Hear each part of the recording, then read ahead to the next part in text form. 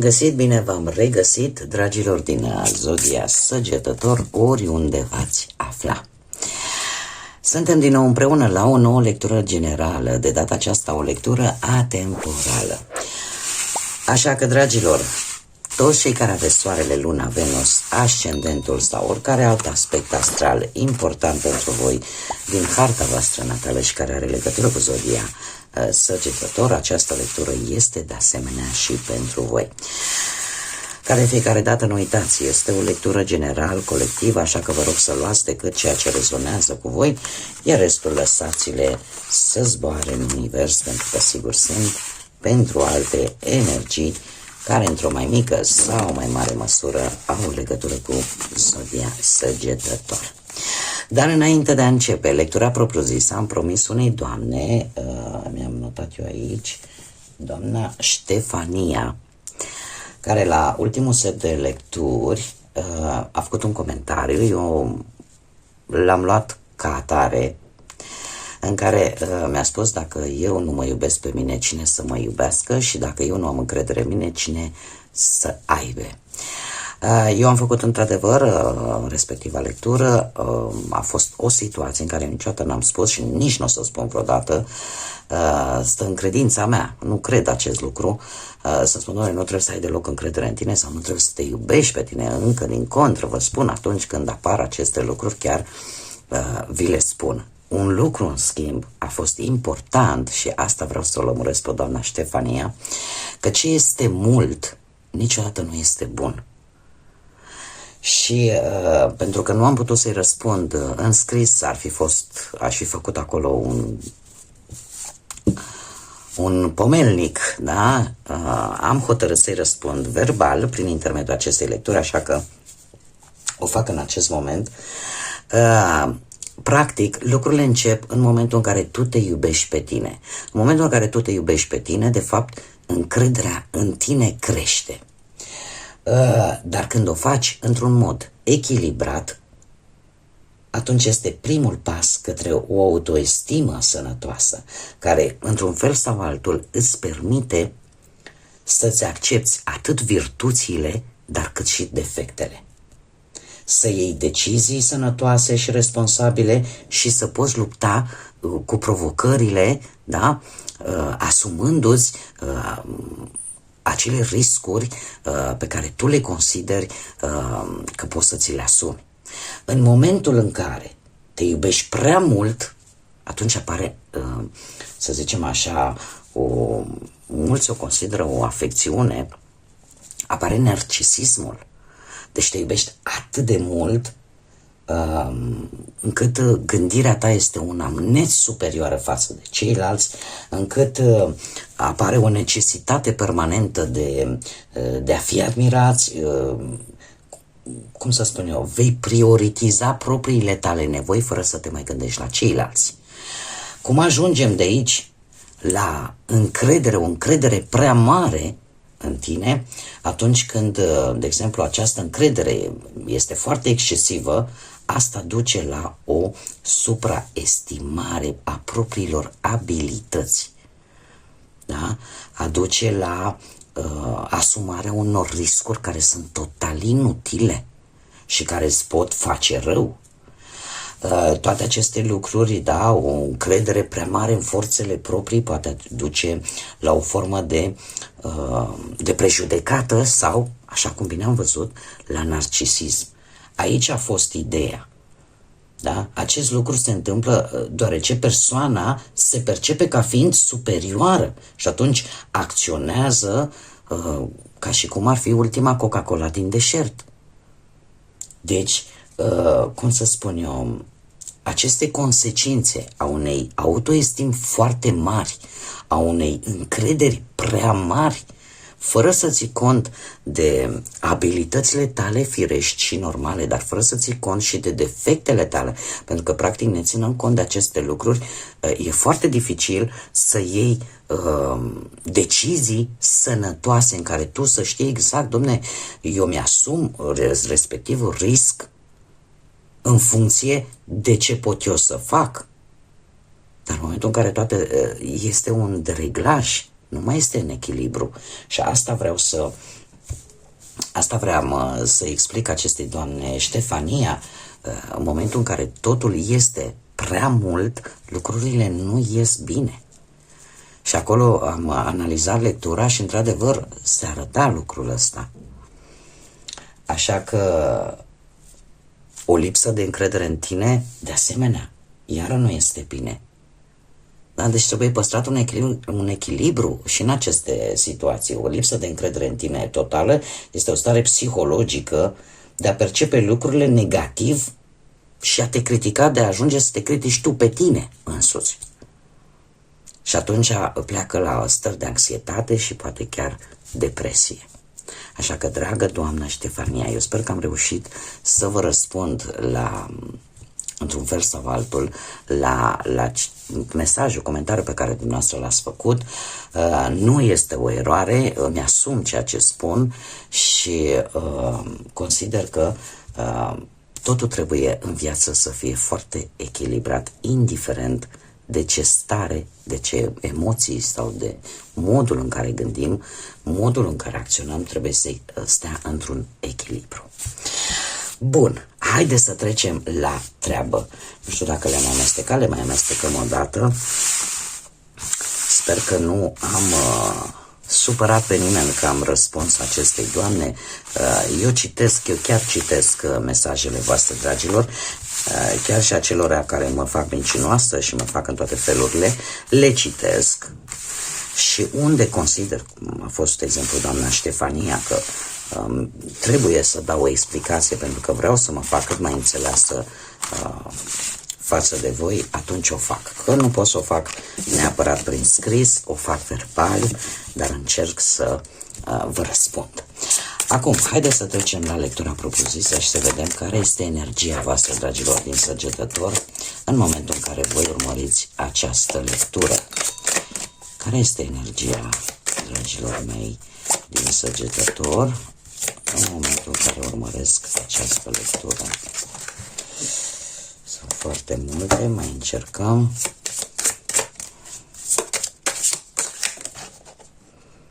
De asemenea, foarte multe. Ei, care este energia?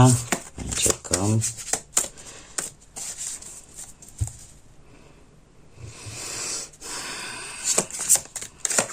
Care este energia?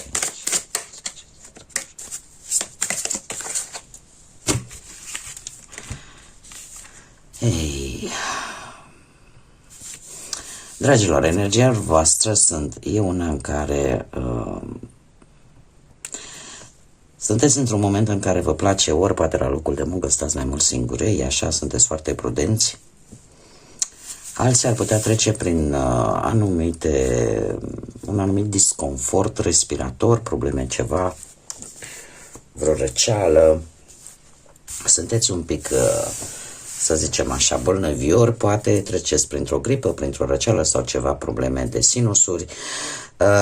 Dar ce este per general așa, energia voastră este una în care eu aș zice că ceva trebuia să se încheie și din păcate nu s-a încheiat. Că e vorba de o etapă din viața voastră, că e vorba de o anumită situație, e ca și cum mai zice, s-a amânat. Sau pur și simplu, voi nu ați reușit să treceți peste ceva. Nu ați reușit încă să treceți peste ceva. Și asta v-a făcut să fiți un pic mai izolați, să vă cam izolați. Haideți să vedem acum ce ne spune tarătul Rider White.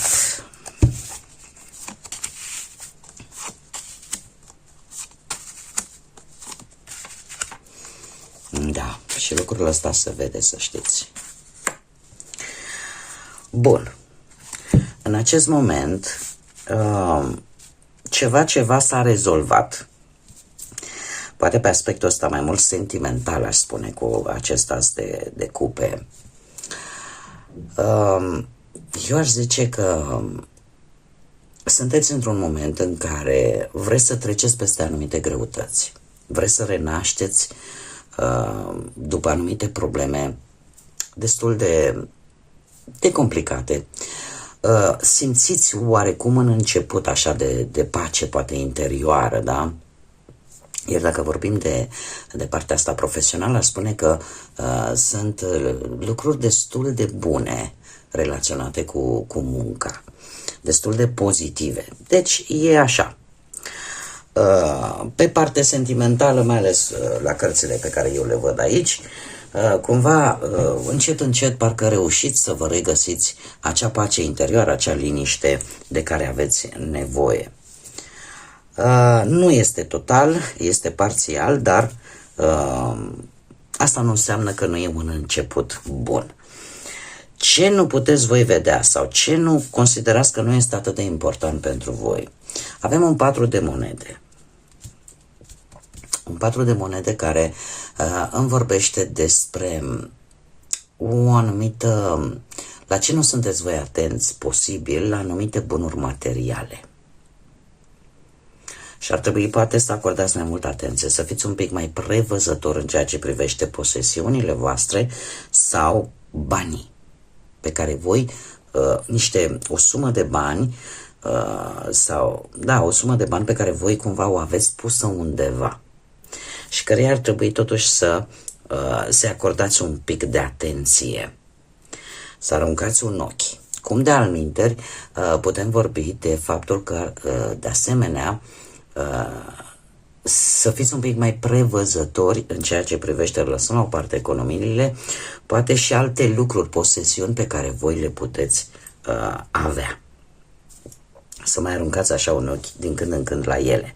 În schimb, ce este important pentru voi un 5 de cupe, care eu aș zice că sunteți într-o fază de ori un duel emoțional, un blocaj. Un blocaj în urma unei pierderi. Pierderi emoționale, pierderi fizice posibil. Ori poate ați fost părăsiți, abandonați și în atenția voastră probabil încă, sau poate sunteți chiar unii dintre voi, din păcate, sunteți într-o perioadă de doliu. Poate să fie și acest lucru. Și nu neapărat cât este de important, dar este perioada pe care voi o traversați și pe care o aveți de traversat în perioada imediat următoare, aceea de cum să zic eu, de ieși din acest blocaj. Sunteți într-un moment în care prezentul este mai mult sau mai puțin un pic inexistent. Sunteți probabil deziluzionați de ceva, deprimați poate, și încă nu puteți să vă asumați o anumită pierdere sau un anumit abandon. Exact cum bine am văzut cu acest arcan major lumea, voi încă nu ați încheiat o etapă din viața voastră, cel puțin nu din punct de vedere emoțional. Și lucrul ăsta se pare că vă ocupă tot timpul și mintea, cel puțin în acest moment. Ce ar trebui să știți cu 3 de bâte? Ar trebui să știți că e posibil să vină către voi ceva la care voi ați lucrat cu ceva timp în urmă. Ceva care a funcționat acum ceva vreme și care se apropie de voi încă o dată. Că poate să fie o persoană, că poate să fie o situație. Este ceva care, unde voi v-ați planificat bine, unde voi ați fost foarte ambițioși, v-ați gândit la viitor. E posibil, nu știu, să apară la orizont o alianță pe care voi ați făcut-o și cu care voi ați lucrat foarte bine în echipă, mai ales pe planul ăsta al muncii. Dar de asemenea putem vorbi și pe planul sentimental și care cât de curând e o așteptare activă, să știți. Pentru că oricând poate să apară, să reapară această energie, această situație, care nu e deloc rea. pentru că mai ales că e pe poziția ce trebuie să știi. Acum, de ce anume trebuie să țineți cont? Și avem un paș de bâte. Un paș de bâte și ca și zodii, că tot a venit vorba, avem zodii de foc, la fel ca și voi, Berbec, Leu și Săgetător. Acest paș de bâte, bine, aceste zodii poate sau nu să aibă legătură cu voi, vă poate reprezenta foarte bine pe voi sau poate reprezenta poate ascendentul unora dintre voi, dar indiferent cum corespunde cu elementul vostru care este elementul foc. De ce anume trebuie să țineți voi cont? Trebuie să țineți cont de faptul că este cineva pasional, este cineva destul de optimist, cu o energie foarte mare și care e posibil să-și asume un anumit risc și să se îndrepte către voi. Cum de asemenea va fi o relativă comunicare foarte, cum să spun, veți comunica cu o foarte mare ușurință sau această persoană se va deschide foarte ușor vis-a-vis de voi, mai ales în comunicare. Dacă nu, vorbim de partea profesională. Partea profesională, să știți că vine cu avans. Avans atât în muncă, bine, avansul vine atât în muncă și cât și în relații. Da? De ce? Pentru că veți fi dispuși să vă asumați un anumit risc pentru a vă urma țelul, pentru a vă urma proiectul. Și mai ales că apare, cum am mai spus, această energie plină, da? Și această curiozitate, inspirație, pasiune pe care o puneți și optimism. Eu din câte văd aici, optimismul nu o să vă părăsească, o să fie lângă voi, chiar dacă în acest moment sunteți, poate nu reușiți voi să încheiați un anumit capitol din viața voastră, sau sunteți un pic mai prudenți, asta nu înseamnă că vă părăsește această caracteristică a zodiei voastre Săgetător, da? Voi aveți această caracteristică particulară de a fi sociabil, de a fi vioi, de,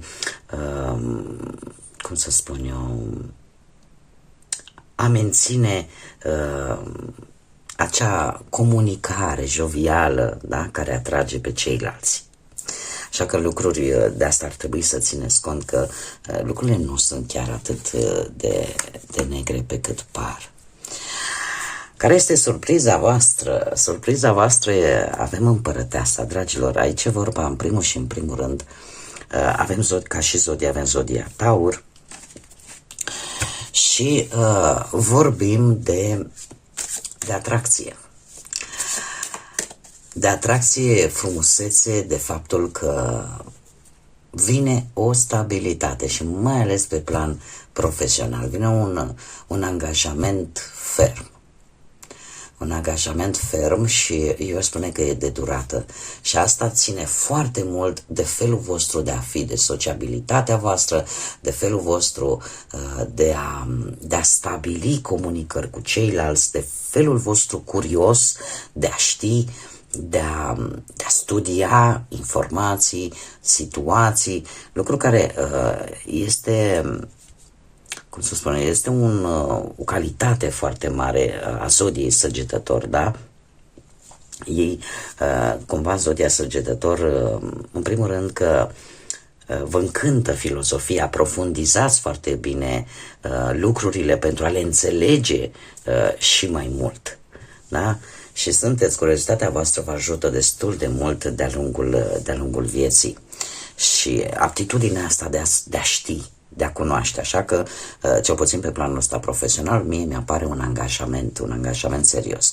Dacă vorbim de partea sentimentală, Împărăteasa, desigur, vine cu o energie foarte atractivă, foarte drăguță, o energie care are, cum să spun eu, care oferă, ca să zic așa, acea stabilitate și acele lucruri pe care voi le căutați pentru cei care sunt în căutarea, desigur, a acestor lucruri.